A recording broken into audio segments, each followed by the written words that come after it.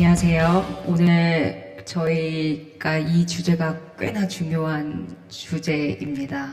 그리고 제가 굉장히 또 존경하는 분들이 와 계셔서 이 자장 자리를 맡겨주신 거에 대해서 감사도 드리고, 사실 제가 잘 떨지를 않는데 오늘은 조금 떨립니다. 그래서 오늘 제가 자장을 맡은 주제는 한국의 가상자산 규제 이제 대응과 전략이라는 주제인데요. 지금 앞서 이제 사회자님께서도 설명을 잘 해주셨지만, 글로벌리 이제 미국 같은 경우는 지니어스 액트를 법제화했고, 유럽 같은 경우는 이제 미카 법안이 시행이 되지 않았습니까? 그리고 홍콩과 일본에서도 이런 스테이블 코인이라든지 가상자산 프레임워크에 대한 논의가 아주 활발하고 이제 법제화가 되고 있는 시기입니다. 이제 한국의 경우에도 저희가 이제 제도화 준비를 굉장히 적극적으로 하고 있는 시기이고, 또 이제 저희가 이번에 모신 분들께서도 아주 가상자산 업계 초창기 때부터 이런 법제화라든지 이제 규제 당국과 저희가 이제 협업하는 부분들을 가장 앞단에서 도와주신 분들이 오늘 와 계셔서 저희가 좋은 인사이트를 많이 들을 수 있을 것 같습니다. 지금 현재 글로벌 규제 리셋 환경이 저희 이제 한국 시장과 정책 환경에 어떤 의미를 가진다고 보시는지, 먼저 한번. 공통 질문. 네. 예. 규제 리셋이라고 말씀 주셨잖아요. 네. 그 리셋이란 규제 리셋, 규제 환경 리셋이란 용어 자체가 너무 정말 잘 들어맞는 말인 것 같습니다. 지금 실제로 지니어스 액트, 미카 법안 그 시행으로 글로벌 규제는 리셋되었다고 보는 게 맞고, 다행인 것은 한국도 불명확한 규제가 조금씩 개선되어 나가고 있다는 점이라고 생각을 하는데, 이제 법인기관 투자자의 시장 참여 로드맵이 올해의 가장 대표적인 격으로 뽑을 수 있을 것 같아요. 이제 이로 인해서 앞으로 한국 시장이 굉장히 큰 변화를 맞이하게 될 것 같습니다. 대규모의 거래도 일어나고 다양한 전략 그리고 복잡한 거래 기조들이 지금과는 다른 환경에서 많은 것이 형성이 될 거고, 또 중요한 것이 그를 맞추기 위한 다양한 인프라 기업들도 상당수 등장할 거라고 생각을 합니다. 지금 법령 차원의 보완도 진행 중인데요. 지니어스 액트가 스테이블 코인에 관한 전격 그 법안이고, 또 미카 법안이 전체 이용자 보호까지 전부 관할하는 법안인 것처럼 지금 국내에서도 여러 발의안이 나오고 있습니다. 스테이블 코인에 대한 독립된 법안도 발의되고 있고, 또 그 전반을 다 아우르는 기본법도 발의가 되고 있습니다. 근데 이제 지금 현재 발의되고 있는 법들이 이제 입법화되기 위해서는 글로벌 규제 환경의 변화와 현재의 동향이 굉장히 중요하고, 지니어스 액트와 미카 법안은 그에 대한 굉장히 중요한 참고 자료가 될 것 같습니다. 근데 한 가지 주목할 수 있는 건 스테이블 액트 같은 경우에는 사실 자본시장 구조에서 먼저 출발한 시장 환경에서 규정한 스테이블 코인에 관련된 법안이고, 미카 같은 경우에는 선제적으로 어떤 시장이 발달하기 전에 전반적인 법령을 규제하는 법이 먼저 탄생한 그 두 가지 환경적인 배경이 완전히 다르다고 저는 생각하고 있고, 두 법안이, 그리고 영미법 체계와 대륙법 체계라는 점도 확연히 구분되는 점이 분명히 있다고 생각하고 있습니다. 결국 어느 쪽이다라고 판단하기는 좀 어렵겠지만, 어떤 규제에 어떤 부분을 참고할 것인가는 지금 우리가 추진하고 있는 여러 방향을 전개할 현 정부의 청사진이 아닐까 생각을 합니다. 이제는 청사진이 제시될 때가 되지 않았나라는 생각을 많이 하고 있고요.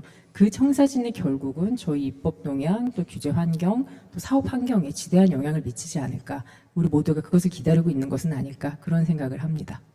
감사합니다. 그럼 이해봉 센터장님께서도 한마디 부탁드리겠습니다. 예, 규제 리셋 청사진 말씀을 하셨는데요.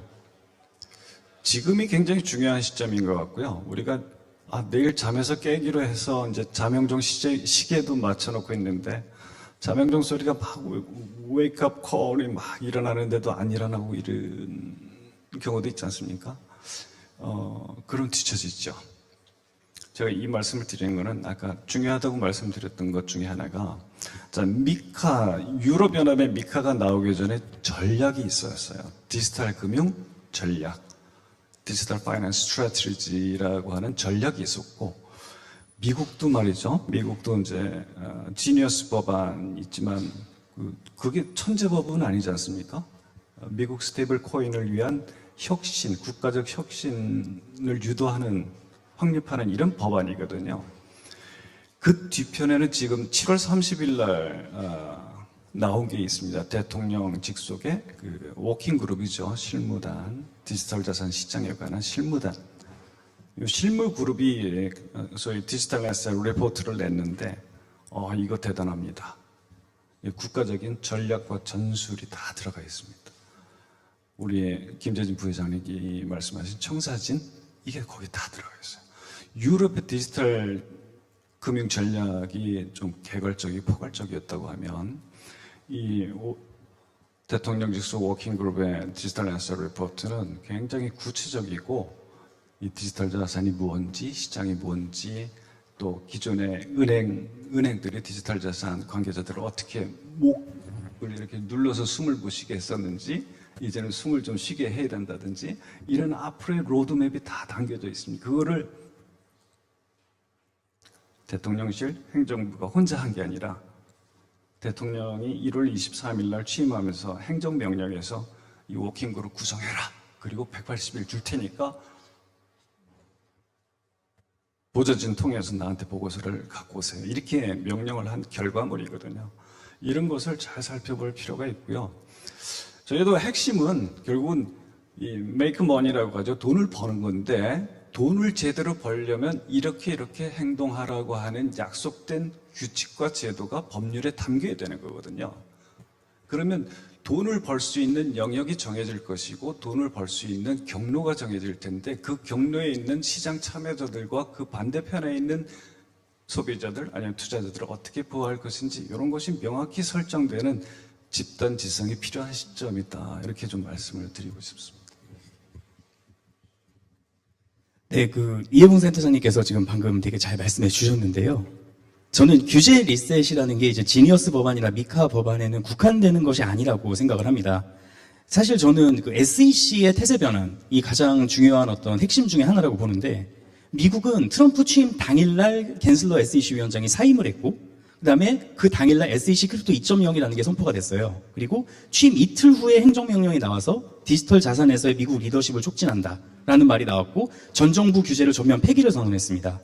그리고 이 행정명령에 의해서 7월 17일 날 166페이지짜리 방금 말씀 주셨던 백악관 보고서가 나왔고, 이 보고서 공고대로 7월 31일 날 8월 1일 날 SEC가 프로젝트 크립토, 그 다음에 CFTC가 그 크립토 스프린트라는 걸 발표를 하면서 이제 디파이 규제 면제, 모든 자산을 거래할 수 있는 슈퍼앱 허용, 이런 것도 언급이 되고요. 금융시장의 온체인화를 위한 규제 개선을 하겠다는 말이 SEC 위원장에게서 나왔습니다. 저는 이 부분이 사실 굉장히 중요하다고 보는데, SEC 위원장이 공식 자리에서 금융시장을 온체인화하겠다라고 선언을 한 거나 마찬가지거든요. 그리고 이전에 송화감독청이라든지 연준이라든지 여기에서 공식 문서로 이제 은행들은 크립토 사업을 해도 된다라는 이제 메시지가 반복적으로 명징하게 나온 것도 있고요. 그러다 보니까 뱅크 오브 아메리카나 JP모건 같은 은행들에서 스테이블 코인 만들겠다는 얘기 나오고 있고, 아마존이나 월마트에서 스테이블 코인 만들겠다는 얘기 나오고 있고, 이런 식으로 이제 행정부랑 의회랑 업계가 뭔가 굉장히 빠르게 변화하고 움직이고 있는 것이 어떻게 보면 그 규제 리셋의 좀 실체적인 모습이라고 봅니다. 사실 이 규제 리셋의 맥락에는 이제 SEC의 겐슬러가 있었고요. 증권성 소송 난사하면서 2022년도 테라루나랑 FTX 망가진 다음부터 전 세계 크립토 산업을 거의 3년 가까이 아무것도 못하게 손발을 묶어놨다가, 이제 트럼프가 취임하고 나서 이제 아예 모든 것이 바뀌는 그런 것이 이제 규제 리셋이라고 보고, 그렇게 미국 정부와 글로벌 업체들이 움직이다 보니까 시장이 바뀔 거라고 보고요. 이 시장의 영향은 우리나라에도 분명히 올 것이다. 그러면 우리나라에도 정책이나 규제 면에 있어서는 변화가 불가피할 것이다 라고 그렇게 생각하고 있습니다. 네, 세 분 다 지금 현 글로벌 리셋 시기에 현황을 좀 잘 설명을 해 주셨는데요. 특히 이런 전략과 전술에 기반한 그 예봉 센터장님께서 언급해 주신 그런 청사진이 한국에도 굉장히 도입이 되는 게 필요하고, 왜냐하면 한국 시장이 크립토 시장에서 차지하는 비율이 굉장히 크지 않습니까? 이제 시장 거래량 규모도 그렇고요. 그래서 많은 이제 글로벌 그런 회사도 이제 한국에 방문을 해주고 계시고, 이 시점에 이제 한국의 앞으로의 전략과 전술에 기반한 규제 전략이 그 한국을 넘어서도 이제 글로벌 시장에서도 좋은 위치를 찾을 수 있게 이제 이렇게 좀 설계가 되는 게 굉장히 중요할 것 같다라는 그런 좀 생각이 드네요. 세 분의 얘기를 들으면서. 그러면 이제 다음번 질문부터는 저희가 본격적으로 좀 산업 측면, 그리고 정부 측면, 그리고 산업과 정부를 계속 브릿지를 두 분께서는 오래 해주셨는데 이제 이런 입장까지 한번 들어보도록 하겠습니다. 먼저 이제 산업 측면에서 이제 업계를 가장 좀 대변을 잘 해주실 것 같아서 김민승 센터장님께 먼저 질문을 드리고 싶은데요. 그래서 현재 한국의 과제와 산업 현장의 시각이라는 큰 주제로 지금 논의가 되는 분야들이 많지 않습니까? 이래서 뭐 스테이블 코인, 토큰 증권, 거래소 규제 등 다양한 제도를 사실 동시에 논의하고 있는 시기라 굉장히 좀 혼잡합니다. 근데 그 중에서도 정책적으로 산업의 입장에서, 업계 입장에서 가장 시급히 풀어야 할 과제가 또 무엇이고, 또 현장에서 규제 불확실성이 산업과 투자에 어떤 영향을 주고 있는지 한번 이야기를 해주시면 감사하겠습니다. 사실 제가 이 얘기를 드리기 조금 무서운데요.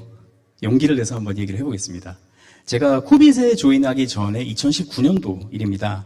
그때도 이제 크립토 관련 서비스 쪽에 종사를 하고 있었는데, 일화인데, 저희가 어떤 사업을 계획을 하다가 이제 원화 좀 입출금이 필요했어요. 그래가지고 유명 페이먼트 게이트웨이 피지사에다 전화를 해가지고 저희가 뭐 이런 얘기를 준비하고 있습니다. 얘기가 잘 됐거든요. 근데 이 얘기 도중에 근데 저희가 비트코인을 취급하려고 그러는데요. 그랬더니 그 피지사에서 갑자기 전화를 끊어버립니다. 저희 코인 취급하는 회사랑 사업 안 합니다. 그리고 전화를 끊어버리더라고요. 어느 회사인지가 중요한 게 아니라 그런 일이 있었습니다. 그게 사실은 그때는 VISP도 없었고 무슨 특근법도 들어오기 전인데도 불구하고 그냥 코인 이 사업에 연관이 돼 있습니다라는 말 하나만으로 그냥 전화가 끊어질 정도였었습니다. 그 당시만 하더라도 패스트5나 위워크 같은 어떤 공유 오피스에서도 저희 코인 사업하는 데는 방 안 드립니다. 뭐 이런 말을 할 때인데요. 그 배경에는 저는 2017년 12월 정부에서 발표한 가상통화 관련 긴급 대책이라는 게 있다고 봅니다. 불법 행위를 엄정 대처하겠다, ICO 금지하겠다라는 이제 말을 통해서 정부에서는 우리나라에서는 코인 손대지 마라, 코인은 나쁜 거다라는 메시지가 꽤 좀 명확하게 나갔다고 저는 생각을 해요. 당시에는 그럴만했다고 생각합니다. ICO 광풍 때문에 온 세계도 그렇지만 우리나라도 너무 혼란스러웠고 정부 입장에서는 브레이크를 한번 걸었을 수밖에 없는 그런 상황이었다고 보는데 제가 생각하는 문제는 그게 아직도 유효하다라는 겁니다. 아직도 우리나라에서 블록체인 사업하려면 해외에다 법인 만들어서 해외 법인을 통해서 뭐 계약 여러 개를 통해서 이제 좀 우회한다던가 이런 게 불가피한 상황이고 그리고 우리나라 업체가 합법적인 사업을 통해서 벌은 코인들도 지금 현금화가 안 되지 않습니까? 또 규제를 떳떳하게 잘못한 거 하나도 없는데 불가피하게 규제를 우회하거나 규제 사각지대로 가야 할 수밖에 없는 그런 상황이 저는 거기에 이제 모든 어떤 원인이 2017년도 정부에서 나온 이제 긴급대책 메시지, 코인 하지 마라라는 메시지가 있다고 보고요. 이제 정부랑 국회가 스테이블 코인을 어떻게 인가를 해줘야 될지 논의할 정도로 이제 세상이 변했습니다. 특히 올해 들어서, 작년 비트코인 ETF, 현물 ETF 출시되고 올해 트럼프 취임하면서 세상은 굉장히 빨리 변하고 있고요. 마침 어제 이제 가상자산 사업자가 벤처 사업자 이제 인정된다고 그런 기사가 나올 정도로 세상이 많이 변하고 있는데 미국의 주도로 아까 방금 말씀드린 것처럼 이제 갠슬러 나가고 규제 바뀌면서 크립토가 이제 금융과 자산의 시장의 판을 바꾸고 있다고 생각하고 우리나라에도 그 여파는 올 거라고 생각을 합니다. 근데 우리나라 규제 현실은 물론 여러 가지 변의 움직임이 보이고 있긴 하지만 오늘 기준으로 딱 봤을 때는 2017년 긴급대책에서 제가 보기에는 현실적으로 변한 건 없다라고 생각을 합니다. 그래서 제가 보기에는 우리나라에 블록체인 생태계가 생기고 블록체인 사업이 당시 융성하기 위해서는 지금 가장 필요한 것은 2017년 가상통화 관련 긴급대책의 명시적인 종료 그리고 블록체인과 크립토, 가상자산이 나쁜 것이 아니라는 메시지가 정부에서 명확하게 나오는 것이 꼭 필요하다고 봅니다. 네, 감사합니다. 다음으로는 이해붕 센터장님께 이 질문을 드리고 싶은데요. 또 정부 출신이시고 가장 업계와 산업가, 가상자산 산업과 소통을 많이 해주신 인물로서 보실 때 지금 현 상황에서 업계가 어떤 방식으로 정부의 목소리를 내면 좋을지 좀 첨언을 조금 해주시면 감사하겠습니다. 우리 센터장님이 억울한 게 굉장히 많으셨던 것 같습니다. 억울함은 풀어야 됩니다. 억울함은. 제가 이런 말씀을 드리고자 합니다. 우리 지금 아주 그 굉장히 히트치는 그 애니메이션이 있죠. 코리아 데몬 헌터스. 우리는 이제 코리아 데몬 헌터스라고 그러는데 7년 정도 준비했어요. 참 매기가 이 한국의 구석구석을 돌아다니면서 한국적인 특성을 거기 애니메이션에 다 담았습니다. 7년 동안. 근데 7년 비슷한 시기를 거쳐온 것이 있었죠. 2017년 9월에 정부합동 TF가 ICO 금지, 은행들 취급 금지, 뭐 이렇게 해서 또 2018년 2월 때는 소위 땡땡땡의 난이라고 해서 전부 폐쇄하겠다 이렇게 해서 있었는데 제가 아까 집단지성을 말씀드렸는데요. 우리 업계도 좀 집단지성으로 말씀을 드려야 될 것 같고 그 대표적인 경우가 글로벌하게 법률과 규칙을 만들 때 사용되고 있는 방법이 퍼블릭 컨설테이션입니다. 퍼블릭 컨설테이션. 이게 공개적으로 의견을 수렴하는 절차를 퍼블릭 컨설테이션이라고 하고 그 퍼블릭 컨설테이션을 하는 단계가 한 1, 2, 3, 4 이런 프로세스가 있는데 첫 번째 단계가 이슈 페이퍼를 정리해서 일반 시민사회에 공개하는 것입니다. 이슈 페이퍼. 그건 이제 프로포절도 들어가 있고요. 기존의 제도는 이러이러했고 우리는 이렇게 하려고 한다라고 하는 프로포절이 담겨져 있습니다. 여기에 대해서 코멘트를 인바이트 하는 겁니다. 통치의 대상이 아니라 같이 논의할 대상으로 퍼블릭 시티즌, 시민사회를 대우하는 것이죠. 그러면 그 제시된 의견들을 다시 한번 서머리해서 다시 한번 발표해주고 이런 의견들이 지시가 됐는데 규칙과 제도를 설정하려고 하는 옵션 1, 2, 3, 4, 5 중에 5번째를 굉장히 많이 선호를 합니다. 따라서 이쪽으로 가려고 합니다라는 서머리 리포트를 공개해주고 그걸 기반으로 해서 새로운 규칙과 제도를 만드는 것입니다. 이게 퍼블릭 컨설테이션이고요. OECD가 이미 2006년에 이러한 그 퍼블릭 컨설테이션의 장점을 얘기했어요. 여러분들 구글링 해보면 찾을 수 있습니다. Background Document on Public Consultation이라고 있는데 다 하고 있어요. 미국도 하고 있고요. 유럽도 마찬가지. 여러분들 미카 굉장히 아까 그 케빈 바텟 얘기했는데 하이월이 처진 정원과 같다 그랬는데 2020년 9월에 제시된 프로포절은 엉성했어요. 굉장히 엉성했는데 퍼블릭 컨설테이션 하고 그 유러피언 커미션, 파르라멘트 그다음에 그 이사회 이렇게 논의를 하는 과정에서 버전이 바뀔 때마다 굉장히 그 타협의 산물이 수준이 높아졌죠. 물론 유동성이 과연 EU 유로마켓으로 갈 것인가 하는 문제도 있지만 또 하나 홍콩도 그랬습니다. 홍콩 여러분들 잘 아는 그 전략이 있어요. 에스파이어라고 ASPIR이라고 하는 그 로드맵 그 전략이 담긴 문건이 있습니다. 유동성을 홍콩으로 가져오겠다 이렇게 했거든요. 이게 다 공개적인 그 퍼블릭 컨설테이션의 과정의 산물입니다. 제가 마지막 강조하고 싶은 말은 이거예요. 규제라는 것은 규칙과 제도를 줄임말이라고 우리가 받아들여야 되지 못하게 하는 것이 아니다라는 말씀을 꼭 드리고 싶어요. 못하게 하면 혁신 없어요. 다른 데로 도망가면 됩니다. 안 하면 그만이에요. 그럼 혁신이 없어요. 근데 하려면 이렇게 하라라고 하는 그 베이스라인, 그 원칙이 제시된다고 하면 혁신가들이 자리 잡을 공간이 생깁니다. 이런 말씀들을 저도 해야 되고 우리 여기 계신 분들 다 하셔야 억울함이 조금이라도 좀 줄어들지 않을까 이런 생각을 해봅니다.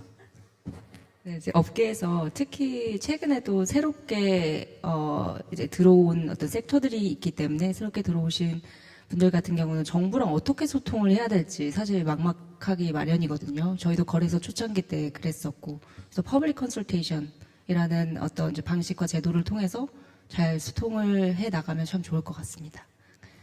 그럼 이제 다음으로 제가 김재진 부회장님께 질문을 드리고 싶은데, 저희가 오늘도 그렇고 해외에서도 많이 오셨어요. 참석을 많이 하셨는데 가장 관심이 또 있으신 게 크게 두 가지인데, 한국에서 이제 기관 참여가 가능하다더라. 기관과 외국인 참여가 가능하다더라. 라는 포인트가 하나 있고, 두 번째, 그렇게 제도가 바뀌었을 때 어떻게 한국 시장에 참여를 할 수 있나요? 이런 질문들을 굉장히 많이 받았습니다. 그리고 이제 그래서 어떻게 이제 거래소랑 협업을 할 수 있고, 이제 이런 질문에 대한 답변을 부회장님께서 가장 잘 해주실 수 있을 것 같은데, 그래서 좀 이런 이용자 보호나 해외 기업의 한국 시장 진출, 이런 내용들을 같이 다뤄주시면 감사하겠습니다. 일단 그 기관 투자자 참여는 지금 금융위원회에서 발표한 로드맵에 따라서 이루어지고 있는데요.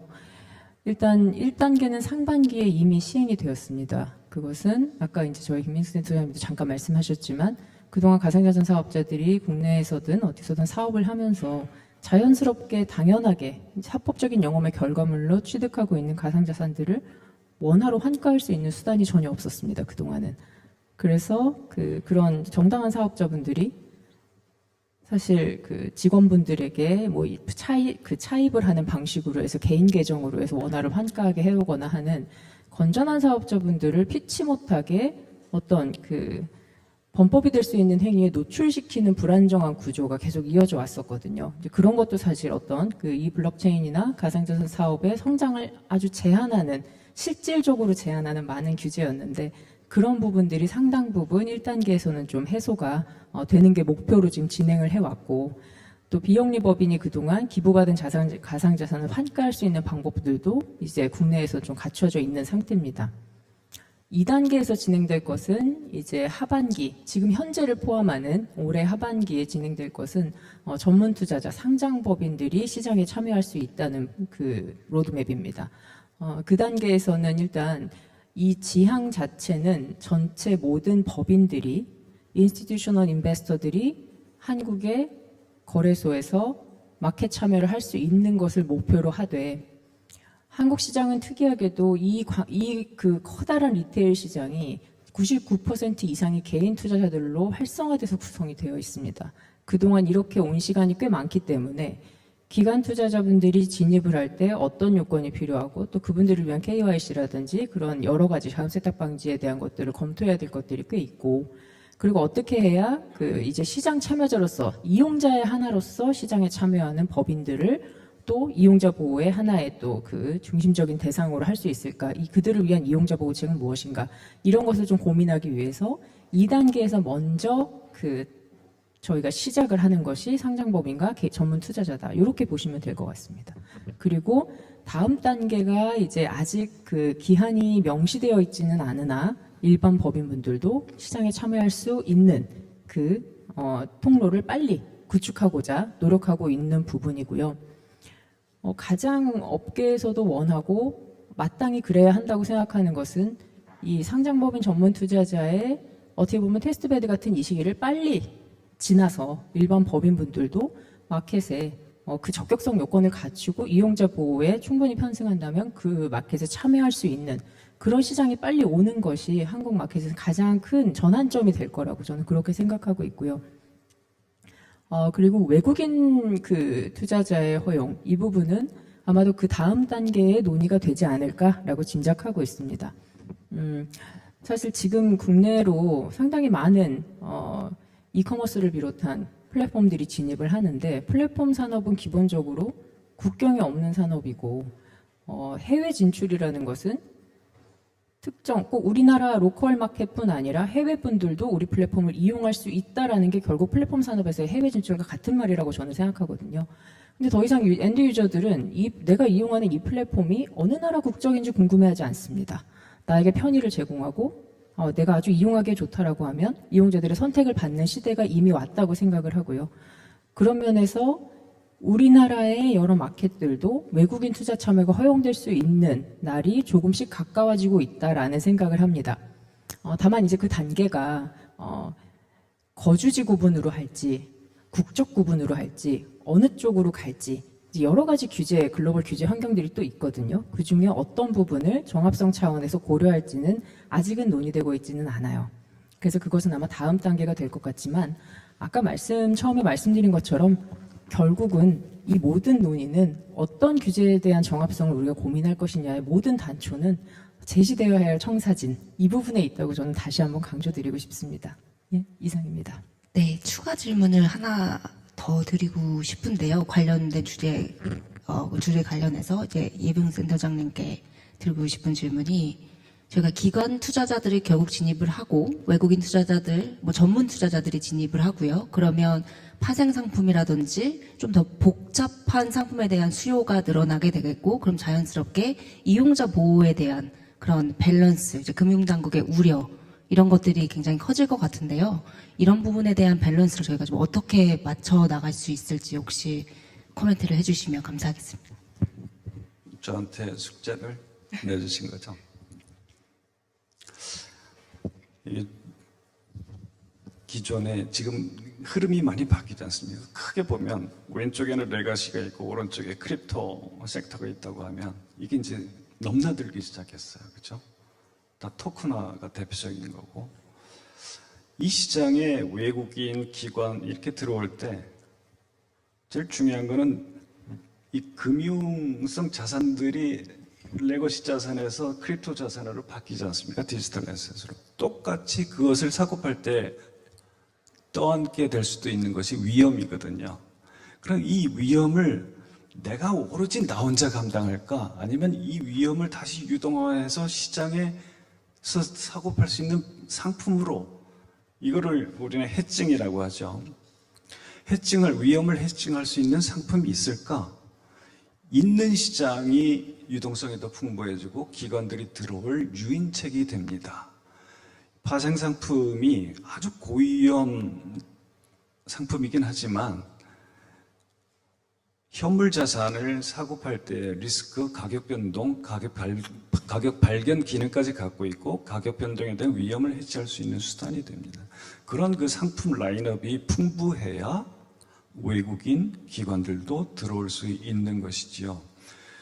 국내 시장이 리테일 중심으로 되어 있고 해외 시장은 기관 중심으로 되어 있는데요. 이 기관들에게 서비스할 수 있는 여러 가지 상품들이 있어요. 프라임 브로커리지도 마찬가지고, 하다못해 스테이블 코인 아니면 ETF 이런 거를 만들 때도 여러 가지 그 구성 요소들이 다 있어야 잘 맞물려 돌아가야 ETF도 발행할 수 있고 파생 상품 관련해서 해칭도 가능해지거든요. 그런 관점에서 단계적으로 이제 법인들 이렇게 하지만 그 보는 눈, 전문적인 식견을 갖고 있는 법인들이 시장에 들어온다고 하면 시장이 이제 가격도 변동성 수준도 이렇게 좀 잘 조절되면서 전문적인 투자자들이 들어올 걸로 보여지고요. 또 기관들이 들어오게 되면 지금 비판받고 있는 것이 이 크립토 시장에서 마켓 메이킹이 사실 굉장히 타겟이 되고 있지 않습니까? 네. 근데 원래 마켓 메이킹은 딜러들한테 주어진 기능이었어요. 증권시장에서. 이 뉴욕 증권거래소 이 팔각형으로 되어 있는 PT에 들어갈 수 있는 사람들이 종목 딜러거든요. 종목 딜러가 시장을 만들 수 있는 역할이 있었던 거예요. 그런데 이 크립토 영역에서는 마켓 메이킹 하면 제일 떠오르는 게 뭡니까? 끌어올려서 던지고 빠져나간다. 누구들한테 피해를? 개미들한테 피해를. 이게 펌프 덤핑, 이걸로 이제 대표적으로 이렇게 비난을 받다가 보니까, 근데 기관들이 들어오고 해칭 기능까지, 그리고 ETF를 발행할 수 있는 어떤 그 언더라잉 에셋이 거래되는 상품 시장이라고 한다면 그런 체제들이 잘 갖춰지게 되면 마켓 메이킹 기능까지 또 파생 상품까지 이렇게 라인업이 갖춰지고 외국인들, 기관들이 들어올 수 있는 여건이 마련되지 않을까 이렇게 생각을 합니다. 감사합니다. 제가 사실 정말 1시간이라도 이 세션을 하고 싶은데 시간 관계상 아쉽게도 이제 김민승 리서치 센터장님께 마지막 질문을 드리고 마쳐야 될 것 같아요. 그럼 이제 거래소 측면에서, 업계 측면에서 그 기관 투자자들이 진입되는 시장에서 어떤 파생된 상품들이라든지 이제 사업 기회가 생길지, 좀 이런 그래도 액션 플랜들이 거래소분들께서 있으신지 이런 부분 한번 마지막으로 얘기해 주시면 감사하겠습니다. 예, 사실 방금 이해봉 센터장님께서 말씀해 주신 게 지금 굉장히 중요하다고 보는데요. 어떻게 보면 이제 주신 질문이랑 조금 다른 결의 말씀일 수도 있습니다만, 지금까지 뭐 우리나라에서 가상자산 거래소다 그러면은 코인을 사고 파는 곳에서 그 유일한 기능이 그거였지 않습니까? 근데 아까 말씀드리는 그 7월 31일 날 SEC 위원장의 연설에 좀 저는 굉장히 중요한 메시지가 있다라고 보는 게, 미국의 금융시장이 온체인으로 옮길 수 있도록 규정을 현대화하겠다라는 말을 했거든요. 거기다가 아까 말씀드린 대로 토큰화 금융자산의 미국 내 거래 허용, 증권, 비증권, 기존 금융 서비스를 통합 제공하는 슈퍼앱 모델 허용, 디파이 모델의 합리적 규칙 제정, 온체인 증권시장 육성 등등이 언급이 되었습니다. 즉, 그 말이 무슨 말이냐면 방금 센터장님 말씀 주신 것과 같이 이제 전토 트레드파이 자산과 크립토 자산, 크립토 시장과 트레드파이 시장은 다 섞일 것이라는 말이거든요. 그리고 그거를 그냥 업계에서 그렇게 시도해보겠다가 아니라 미국 정부가 그걸 추진하겠다는 말이고, 사실 그렇게 전통 자산이 크립토 시장, 블록체인으로 넘어오게 될 경우에는 그것이 무엇으로 거래가 될 것이나 스테이블 코인으로 거래가 될 것이기 때문에 이것은 트럼프 행정부의 정책 방향과도 매우 일치하기 때문에 이거는 이제 그 SEC, CFTC 그리고 트럼프 행정부가 전부 다 한 방향으로 가고 있는 것이다. 그렇게 생각을 합니다.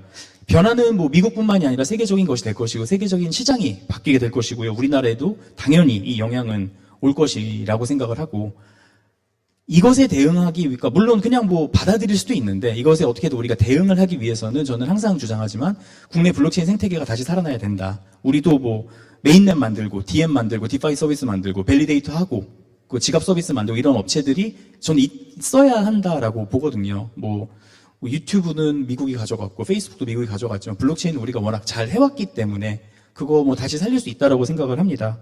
근데 뭐 그러기 위해서는 다시 한번 말씀드리지만 2017년도에 가상자산 긴급 대책의 명시적 종료가 필요하다고 다시 한번 말씀을 드리고 싶고요.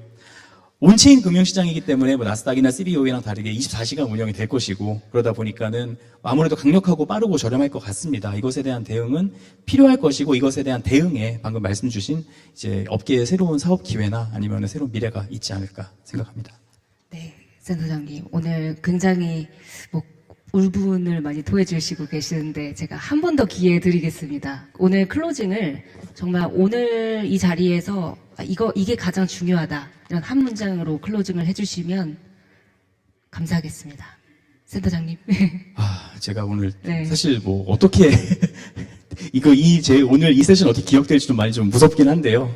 저도 이제 금융 당국의 눈치를 많이 보는 사람이기 때문에, 하지만 뭐 기회 주셨으니까 용감하게 말씀을 드리자면, 트럼프 행정부의 크립토 드라이브로 이제 크립토 시장과 전통 금융 시장, 블록체인과 블록체인이 아닌 모든 것들이 섞이고 변할 것입니다. 여기에는 뭐 새로운 기회도 새로운 미래도 있는데, 여기에 그냥 변화에 타이밍 맞춰 대응하지 않으면은 제가 보기에는 시장을 다 빼앗기게 될 것입니다. 유튜브나 페이스북이나 인스타그램 같은 경우에는 광고 시장일 뿐이지만, 이제 금융이 옮겨갈 온체인 시장 같은 경우에는 우리의 자산과 우리의 금융이거든요. 우리의 자산과 우리의 금융까지 다 이제 미국의 크립토 드라이브에 뺏기게 되면은 좀 많이 아쉬울 것 같아서, 저는 오늘 당장이라도 빠르게 이제 뭐 정부든 업계든 대응과 준비를 시작했으면 하는 그런 희망이 있습니다. 그럼 오늘 당장 해라. 이걸로 아마 타이틀이 뽑힐 것 같습니다. 이분 센터장님도 마지막 클로징 부탁드리겠습니다. 한 문장으로 해주시면. 센터장님 언급이 뽑힐 수 있도록 지금 당장이라는 말로 보완을 드리고 있습니다. 지금이요, 사실 81대 1 정도 게임이라고 저는 생각을 합니다. 왜 81대 1인지 아십니까? 미국이 50개 주예요. 유럽연합이 27개 회원국입니다. 그럼 더하면 77. 여기에 홍콩, 두바이, 일본, 그죠? 싱가포르. 81대 1 게임에서 살아남느냐, 이런 사실 좀 그죠? 굉장히 크게 봐야 됩니다. 이게 다 크립토로 이제 바뀌고, 그래서 지금 당장 그래서 이 혁신의 길로 깨어나야 됩니다. 네, 오늘 당장, 지금 당장. 맞아, 부회장님도 한마디 해주세요. 예, 두 분의 말씀에 너무나 깊이 공감하고요. 저도 2019년경부터 업계와 함께 많은 규제를 함께 맞이하고 또 그걸 소화하고 같이 협력하면서 지금까지 시간을 보냈는데 그 과정에서 저는 국내에 저희 닥사의 회원사분들이신 정말 처음 스타트업으로 시작해 지금 엄청난 그 규모의 자산을 아우르고 또 대규모의 고용을 창출하시는 정말 뛰어난 그런 기업들뿐 아니라 정말 기술 베이스, 원천 기술을 가지고 계시고 또 각자의 사업 계획이 너무나 명민하시고 정말 스마트하고 글로벌한 사업가 분들을 굉장히 많이 만날 정말 좋은 기회를 많이 가졌던 것 같습니다. 그런데 그분들이 지금 현재 우리나라에는 많이 남아있지 않으세요. 그 부분이 지난 6년간 제가 너무나 아쉬웠다면 가장 큰 아쉬움으로 남는 부분이 그 부분입니다. 그래서 이제는 그 변화에 좀 아까 두 분께서 말씀하신 것처럼 당장의 변화가 저도 필요하다고 생각하고 그 변화의 물결에 우리도 같이 올라타서 더 이상의 해외로 나가는 우수한 뛰어난 우리 국내 인력들이 더 이상 외롭게 그렇게 나가는 일이 없도록 국내에서 충분한 시장을 양성할 기회를 많이 가질 수 있었으면 하는 바람입니다. 감사합니다. 감사합니다. 그러면 이것으로 이번 세션을 마치도록 하겠습니다. 감사합니다.